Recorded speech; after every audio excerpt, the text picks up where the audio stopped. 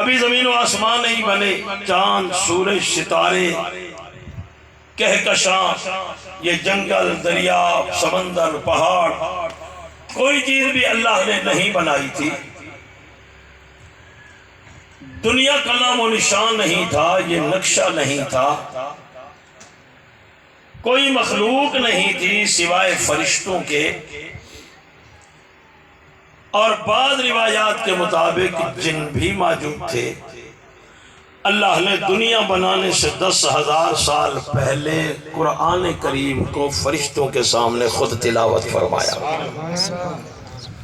اور جب اللہ نے پڑھا تو فرشتے جھوم اٹھے، اللہ کا کلام سن کر اللہ کی زبان سے جھوم جھوم کر کہنے لگے کتنا عظیم ہوگا وہ نبی جس کو یہ کتاب عطا کی جائے گی، اور کتنا خوش نصیب ہوگی وہ امت کہ جن کے سینوں میں اس قرآن کو محفوظ کیا جائے گا اور جن کی زبانوں پہ اس قرآن کو جاری کر دیا جائے گا۔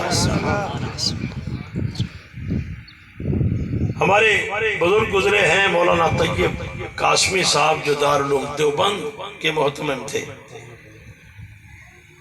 ان کی ایک عظیم خطبات پہ مبنی کتاب خطبات حکیم الاسلام، بڑی عجیب کتاب ہے۔ ہمارے مولانا ادریس ہوشیار پوری رحمہ اللہ نے اس کو ترتیب دیا ہے۔ میں نے ان کے خطبات میں پڑھا، ایک عجیب جملہ لکھا ہے، فرمایا دنیا بنانے سے 10,000 سال پہلے اللہ نے قرآن کریم کو خود پڑھا، دنیا بنا کر کیوں نہیں پڑھا؟ دنیا بنا کر کیوں نہیں پڑھا؟ آگے جواب لکھتے ہیں، فرمایا اگر دنیا بنا کر اللہ قرآن کریم پڑھتے تو آج تک یہ ساری دنیا اللہ کا قرآن اللہ کی زبان سے سن کر جھوم رہی ہوتی اور یہ سارا نظام معطل ہو جاتا۔ اس دنیا میں یہ سکت بھی نہیں ہے کہ وہ اللہ کے قرآن کو اللہ کی زبان سے سنے۔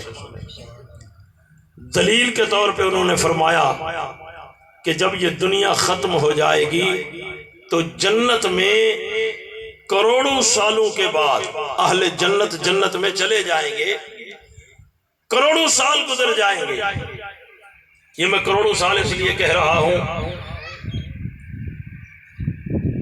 کہ جنتیوں کے معاملات میں حدیث کی کتابوں میں آتا ہے ایک جنتی اپنی حور کو دیکھ رہا ہوگا تو دنیا کے 70 سال دیکھنے میں گزر جائیں گے۔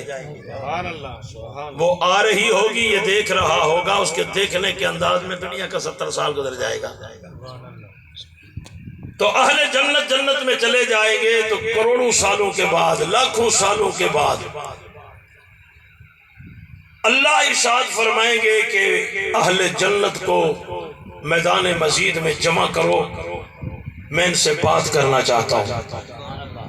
میدان مزید میں انبیاء جمع ہیں، صلحاء، اتقیاء، صحابہ، ساری کائنات کے وہ ایمان والے جن کو اللہ نے جنت نصیب کی ہے وہ میدان مزید میں جمع کر دیے جائیں گے۔ اللہ اہل جنت سے فرمائیں گے تمہیں کچھ چاہیے؟ اہل جنت کہیں گے اللہ کچھ نہیں چاہیے، اتنا کچھ تو نے دے دیا ہے۔ ما تشتہی انفسکم ولکم فیہا ما تدعون، ہم دل میں کسی چیز کی خواہش کرتی ہے تو وہ ہر چیز سامنے آ جاتی ہے۔ دیکھو دنیا میں ہم اور آپ خواہش کرتے ہیں، اس کے لیے کتنی تگ و دو کرنی پڑتی ہے۔ ایک غریب آدمی کہتا ہے یار مجھے موٹر سائیکل میرے پاس ہونی چاہیے، یہ خواہش ہے میری، لیکن اس کو خریدنے میں کئی سال لگ جاتے ہیں، کمیٹیاں ڈالتا ہے، ادھر ادھر سے پیسے پکڑتا ہے، قسطوں پہ لیتا ہے، پھر جا کے اس کی کوئی خواہش پوری ہوتی ہے۔ جنت ایک ایسے مقام کا نام ہے وہاں دل میں خیال آئے گا اور دوسرے لمحے میں سب کچھ مل جائے گا۔ ما تشتہی انفسکم ولکم فیہا ما تدعون۔ اس لیے اللہ کے نبی نے فرمایا دنیا اللہ کی مرضی کی ہوگی، جنت تیری مرضی کی ہوگی۔ یہاں دنیا اللہ کی مرضی کے مطابق گزار دے، جنت تیری مرضی کے مطابق ہوگی، تو جو چاہے گا وہ ہوتا چلا جائے گا۔ سبحان اللہ۔ اہل جنت کو میدان مزید میں اللہ جمع فرمائیں گے، اور جمع فرما کر ارشاد خداوندی ہوگا کچھ چاہیے، کہیں گے یا اللہ کچھ نہیں چاہیے۔ سوچ لو، اللہ کچھ نہیں چاہیے، نہیں سوچ لو، پھر بھی جلدی نہ کرو، تمہیں سوچنے کا موقع دیتا ہوں۔ اللہ کچھ نہیں چاہیے۔ تیسری بار بھی جب انکار ہوگا، آواز مشیت آئے گی، فرمایا تمہیں تو کچھ نہیں چاہیے لیکن میں رب تمہیں کچھ دینا چاہتا ہوں۔ اہل جنت متوجہ ہو جائیں گے کہ اللہ کیا دینا چاہتے ہیں۔ امام بخاری رحمہ اللہ کی حدیث کے مطابق تطبیق دی جائے تو بات ایک ہی بنتی ہے۔ فرمایا اللہ فرمائیں گے میں تمہیں اپنا دیدار کروانا چاہتا ہوں۔ اور دوسری روایت کے مطابق اللہ ارشاد فرمائیں گے کہ میں تمہیں سورہ یاسین کی تلاوت سنانا چاہتا ہوں۔ اب دونوں روایتوں کو تطبیق دی جائے تو بات ایک ہی بنتی ہے کہ میں سورہ یاسین کی تلاوت سنانا چاہتا ہوں لیکن پردے کے بغیر سنانا چاہتا ہوں۔ تم جیسے قاری کی تلاوت سنتے ہو اسی طرح میں اللہ کی تلاوت سنو گے۔ اہل جنت اللہ کا دیدار بھی کر رہے ہیں اور اللہ کی زبان سے تلاوت بھی سن رہے ہیں۔ پہلی بار اللہ نے تلاوت اس وقت کی جب دنیا نہیں بنی تھی، تو 10,000 سال پہلے تلاوت کی۔ اب بھی دنیا ختم ہو چکی ہے تو اللہ نے دوسری بار جو تلاوت کی ہے وہ بھی جنت میں کی ہے۔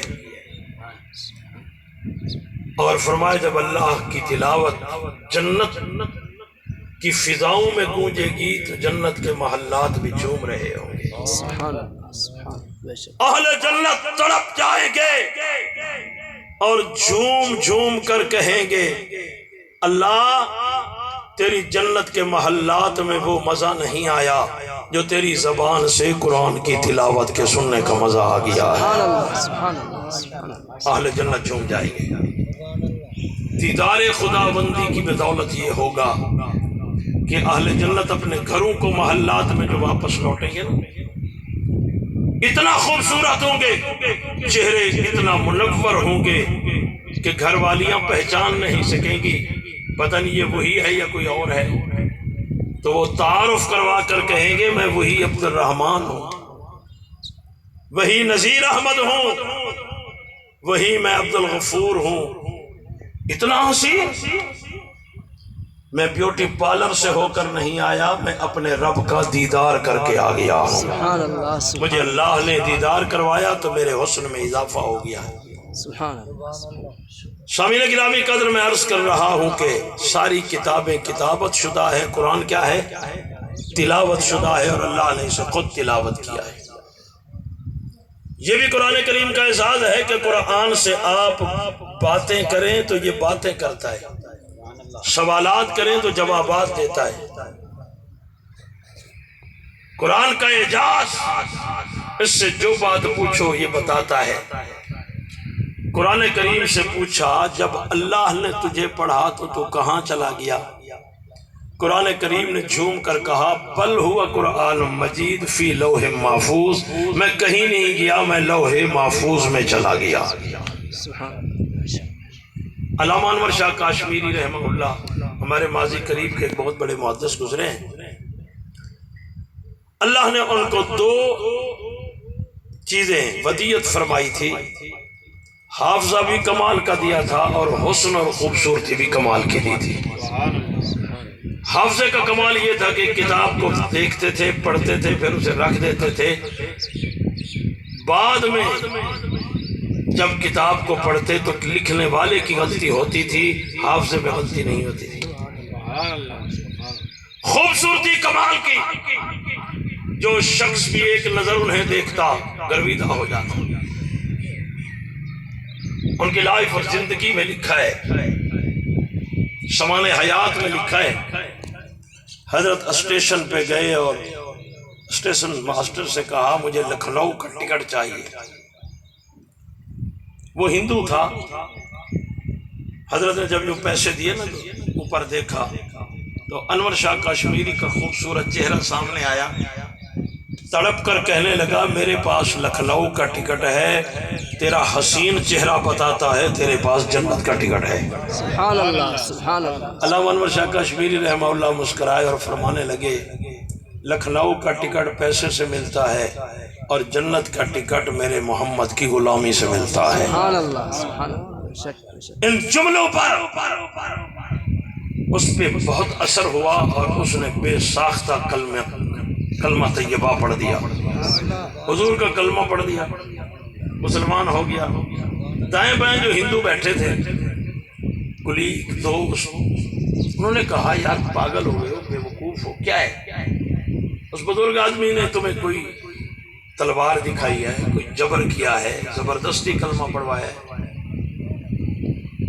تم ہندو، تمہارا باپ ہندو، تمہارا دادا ہندو، پردادا ہندو، نسل در نسل ہندو ہو، تم کشور کے ماننے والے، مندر میں جانے والے، اور تم نے بغیر کسی جبر و اکراہ کے کلمہ پڑھ دیا، کیا ہوا تجھے؟ اس نے کہا جو میرے ساتھ ہوا ہے وہ تیرے ساتھ ہوتا تو تم بھی یہی کچھ کرتے۔ ہوا کیا؟ انہوں نے کہا اس بزرگ نے جب مجھ سے ٹکٹ مانگا میں نے یوں چہرے کی طرف نظر اٹھا کر دیکھا تو میرے دل نے میرا گریبان پکڑ کے جھنجھوڑا کہ یہ غلام ہے، غلام اتنا حسین ہے تو آقا مصطفیٰ کتنا حسین ہوگا۔ پھر میری زبان پہ حضور کا کلمہ جاری ہو گیا۔ علامہ انور شاہ کشمیری رحمت اللہ علیہ سے کسی نے پوچھا جی یہ لوح محفوظ کیا ہے؟ میری بات آپ کو سمجھ آ رہی ہے؟ جو بزرگ بیٹھے ان کو بھی سمجھ آ رہی ہے؟ علامہ انور شاہ کشمیری رحمہ اللہ نے فرمایا اس بندے سے کہ تمہارے کتنے بیٹے ہیں؟ اس نے کہا جی 3 بیٹے ہیں۔ کیا کرتے ہیں؟ کہا جی ایک ڈاکٹر ہے، ایک انجینئر ہے، ایک حافظ قرآن ہے۔ مسکرا کر فرمایا جو حافظ قرآن ہے وہی لوح محفوظ ہے، سبحان اللہ، جس کے سینے میں قرآن ہے وہی لوح محفوظ ہے۔ اللہ نے پڑھا، قرآن لوح محفوظ میں چلا گیا۔ قرآن سے سوال ہوتا ہے تو لوح محفوظ میں کیا کرتا رہا؟ سبحان اللہ، سوال ہے نا، لوح محفوظ میں کیا کرتا رہا؟ قرآن نے جھوم کر کہا میں کچھ نہیں کرتا رہا، میں نے جس نبی کے سینے پہ اترنا تھا میں اس کملی والے محمد کا انتظار کرتا رہا۔ سبحان اللہ سبحان اللہ۔ یہ انتظار بڑی عجیب چیز ہے۔ ابھی مولانا فرما رہے تھے انتظار کر رہے ہیں کہ مجمع آ جائے۔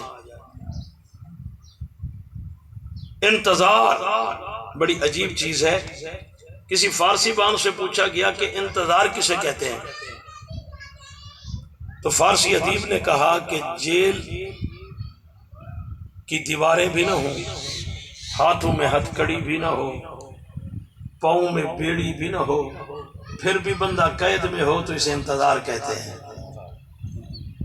نہ دیواریں حائل ہوں، نہ ہاتھوں میں ہتھ کڑی ہو، نہ پاؤں میں بیڑی ہو، بغیر کسی قید خانے کے جو قید میں کھڑا ہو اسے انتظار کہتے ہیں۔ عربی ادیب سے پوچھا گیا انتظار کس چیز کا نام ہے؟ اس نے کہا الانتظار اشد من الموت، انتظار کا ایک ایک لمحہ موت سے زیادہ سخت نظر آتا ہے۔ قرآن کہتا ہے میں انتظار کر رہا ہوں۔ دیکھو میں مجمع کو نہیں دیکھ رہا، میں اپنے عنوان کو دیکھ رہا ہوں۔ سبحان اللہ۔ آپ پریشان نہ ہوں، میں پوری بات کروں گا انشاءاللہ۔ انتظار کسی وجہ سے ہوتی ہے۔ روڈ پہ مجمع کھڑا ہے، پوچھا کیوں کھڑے ہو؟ کہتے جی ہمارے پیر صاحب آ رہے ہیں۔ پیر صاحب کی شخصیت، علم، تقوی، کردار، یہ چیزیں مد نظر ہوتی ہیں تو انتظار کیا جاتا ہے۔ انتظار کسی بغیر وجہ کے نہیں ہوتا۔ سیاسی بندے کا ہو، مذہبی آدمی کا ہو، کسی شخصیت کا انتظار ہو تو اس کے پیچھے کوئی وجہ ہوتی ہے۔ قرآن کریم سے پوچھا تم جو انتظار کر رہے تھے اس کی وجہ کیا تھی؟ قرآن نے ایک بہت خوبصورت جملہ کہا ہے، کہا مجھے انتظار کروانے والے رب نے کہا قرآن انتظار تیرا تو جس کا کر رہا ہے، میری پوری خدائی میں سب سے زیادہ حسین وہی کملی والا محمد ہے۔ سبحان اللہ سبحان حسن مصطفیٰ میرے مد نظر تھا، ذہن اور دل و دماغ میں تھا، جس کملی والے محمد کا انتظار کر رہا ہوں وہ بہت حسین ہے، آئیں گے تو میں ان کا حسن دیکھوں گا۔ سبحان اللہ۔ اور یہ بھی انتظار کرنے والے کا اعزاز ہوتا ہے کہ جب وہ شخصیت آتی ہے تو پہلی ملاقات اسی کی ہوتی ہے۔ سبحان اللہ۔ سبحان اللہ۔ ہمارے بھائی عبد الرحمان صاحب میں کے ساتھ رابطے میں تھا، انہوں نے کہا جی میں انتظار میں ہوں گھر پہ۔ ہماری گاڑی انٹر ہوئی تو سب سے پہلی ملاقات بھی ہماری انہی سے ہوئی۔ آپ سے ملاقات اب ہو رہی ہے، باقی دوستوں سے ملاقات اب ہو رہی ہے، لیکن ان سے ملاقات انتظار کرنے والا شخص کھڑا ہوتا ہے، گھنٹہ انتظار کرتا ہے۔ انتظار کی گھڑیاں بھی سخت ہوتی ہیں، انتظار کرنے والے کو یہ احساس بھی ملتا ہے کہ سب سے پہلے ملاقات بھی اسی کی ہوتی ہے۔ ہم ملک بھر میں پھرتے ہیں انتظار کرنے والے دوست، جب انتظار میں کھڑے ہوتے ہیں تو سوال کرتے ہیں یار کتنی دیر سے کھڑے ہو؟ کہتے ہیں گھنٹہ، 2 گھنٹے یا 2.5 گھنٹے انٹرچینج پہ کھڑے ہیں۔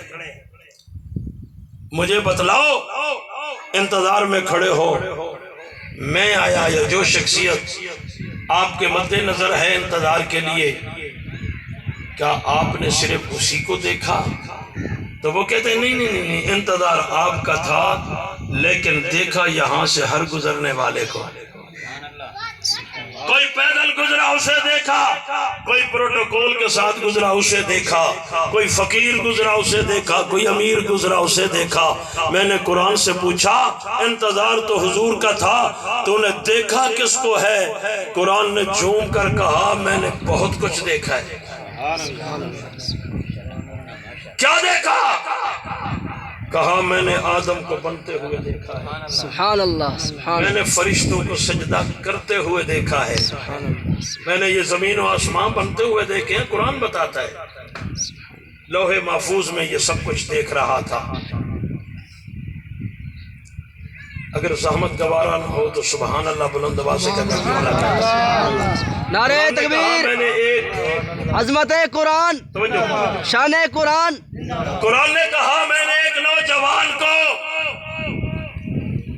پہاڑ کی بلند و بالا چوٹی پہ بیٹھا ہوا دیکھا، سبحان اللہ۔ اور باپ کو کشتی میں کھڑا دیکھا۔ باپ تو باپ ہوتا ہے نہ، خیر خواہی کر رہا ہے اور کہہ رہا ہے یا بنی ارکب معنا۔ او میرے رخت جگر، اگر آج کے دن بچنا چاہتے ہو، زندگی چاہتے ہو تو میری کشتی میں بیٹھ جاؤ۔ بیٹے نے عجیب سے جواب دیا اور کہا قال ساوی الی جبل یعصمنی من الماء۔ ابا جان آپ اپنی کشتی کی خیر منائیے، میں اتنا بلندی پہ ہوں کہ آپ کا پانی وہاں تک نہیں پہنچ سکتا۔ میں نے قرآن کریم سے پوچھا پھر کیا ہوا؟ کہا میں لوح محفوظ میں انتظار تو حضور کا کر رہا تھا لیکن یہ منظر بھی دیکھ رہا تھا۔ قال ساوی الی جبل یعصمنی من الماء۔ جب اس نے کہا میں اتنا بلندیوں پہ کھڑا ہوں کہ آپ کا پانی وہاں تک نہیں پہنچ سکتا، آپ اپنی کشتی کی خیر بنائیے، بس اس خالق کو یہ جملہ پسند نہ آیا۔ پھر کیا ہوا؟ وَحَالَ بَيْنَهُمَ الْمَوْجُ فَكَانَ مِنَ الْمُغْرَقِينَ۔ قرآن کہتا ہے میں لوح محفوظ سے دیکھ رہا تھا کہ نبی کی آنکھوں کے سامنے اس کا بیٹا پانی میں غرق ہو گیا، اور باپ بھی تھا، نبی بھی تھا، خیر خواہی کر رہا تھا نا کہ بیٹا بچ جائے۔ ٹھنڈی آہ بھری اور کہا یا رب ان ابنی من اہلی، جس کو تو نے میری نظروں کے سامنے پانی کی نظر کر دیا ہے، ڈبو دیا ہے، یہ تو میرا بیٹا بھی تھا، اہل بھی تھا۔ جواب بہت خوبصورت دیا. اللہ نے فرمایا لیس من اہلک، ماننے والے اہل ہوا کرتے ہیں، نہ ماننے والے نہ اہل ہوا کرتے ہیں. یہاں بات رشتوں کی نہیں ہے، ماننے کی بات ہے. سبحان اللہ. جو کشتی میں مان کر بیٹھ گئے وہ اہل تھے، بیٹا نہیں مانا، نہیں بیٹا تو اللہ نے نہ اہل کر دیا. میں نے کہا یہ منظر دیکھا، اس کے علاوہ کیا دیکھا؟ قرآن نے کہا ایک اور منظر بھی عجیب سا دیکھا ہے. بستی مکے والی ہے جی جی وہ مکے کا منظر ہے، وادی مینا کا منظر ہے. باپ اپنے بیٹے سے کہہ رہا ہے فلما بلغ معه السعي قال یا بنی انی اری فی المنام انی اذبحک فانظر ماذا تری. اے لخت جگر میں نے خواب میں دیکھا ہے کہ تیری گردن پہ چھری رکھ کے تجھے ذبح کر رہا ہو. قال یا بنی ان ابنی، ہاں میں عرض کر رہا ہوں فلما بلغ معه السعي قال یا بنی انی اری فی المنام انی اذبحک فانظر ماذا تری. جس وقت یہ کہا کہ تیری گردن پہ چھری رکھ کے تجھے ذبح کر رہا ہو، تم کیا کہنا چاہتے ہو؟ اس نے کہا قالا ابا جان جو کچھ آپ نے خواب میں دیکھا ہے آپ کی اس کو پریکٹیکل طور پہ کر گزرے. قالا یا اب اطفال ما تعمر ستجدنی انشاءاللہ من الصابرین. آپ کا بیٹا کٹ جائے گا لیکن ماتم نہیں کرے گا، صبر کر کے دکھا چھوڑے گا. جب بیٹے نے یوں کہا، بات قرآن کی ہے مولوی کی نہیں ہے. دونوں ایک ذبح کرنے کے لیے تیار ہے، دوسرا ذبح ہونے کے لیے تیار ہے. چاہیے تو یہ تھا کہ اللہ کہتے بس ٹھیک ہے، میں نے تمہارے دل سے کے لیے تم ذبح کرنا چاہتے ہو، یہ ہونا چاہتا ہے. خالق کی حکمتیں عجیب ہے نا. کہا یہ تو میں دیکھ رہا ہوں نا، دنیا تو نہیں دیکھ رہی نا، ان کو بھی تو دکھانا ہے نا. کہا اچھا تم ذبح کرنا چاہتے ہو، تم ذبح ہونا چاہتے ہو، جاؤ پریکٹیکل کرو. تم بحیثیت باپ ذبح کرو، تم بحیثیت بیٹا باپ کی چھری کے نیچے گردن جھکا دو، پریکٹیکل کر کے دکھاؤ. قرآن کہتا ہے فلما اسلما وتلہ للجبین. کیا منظر ہوگا کہ باپ کے ہاتھ میں چھری ہے اور بیٹا گردن جھکا کے چھری کے نیچے آ گیا ہے. بہرحال میں تفصیل میں نہیں جانا چاہتا. اسلما وتلہ للجبین ونادیناہ ان یا ابراہیم. چھری نہ چلی، آواز آئی جس نے ابراہیم کو متوجہ کر دیا. ونادیناہ ان یا ابراہیم قد صدقت الرؤیا انا کذلک نجزی المحسنین. مفسرین نے لکھا ہے کہ جناب ابراہیم نے اس ندا کے بعد کہ دمبا ذبح ہوا، آواز آ گئی، پتہ چل گیا کہ چھری نے کاٹ دیا ہے. پر میں آنکھوں سے پٹی اتار کے جب یوں پلٹ کر دیکھا حیران رہ گئے. جس بیٹے کو ذبح کرنا چاہتے تھے وہ مسکراتا ہوا نظر آ رہا ہے، اور جو دمبا خواب و خیال میں بھی نہیں تھا وہ تڑپتا نظر آ رہا ہے. قرآن نے کہا میں یہ سارا منظر دیکھ رہا تھا. میں نے کہا آپ انتظار میں تھے، میں بات کو سمیٹتا جاؤں، ٹائم تھوڑا ہے. آپ انتظار میں تھے اللہ کے نبی کی، تو ملاقات کیسے ہوئی؟ کیسے ہوئی؟ کہا ایک دفعہ تو ایسا ہوا کہ ایوان صدر میں ایک شور برپا ہوا. کیا شور ہے؟ کہا کچھ حسین خواتین نے اپنے ہاتھ کاٹ ڈالے ہیں. میں نے کہا کیسے کاٹ ڈالے؟ قرآن کہہ رہا ہے وَقَطَّعْنَ أَيْدِيَهُنَّ. صدر ہاؤس میں کوئی اپنے ہاتھ کاٹ ڈال رہا ہے، ہاتھ کاٹ دیے ہیں.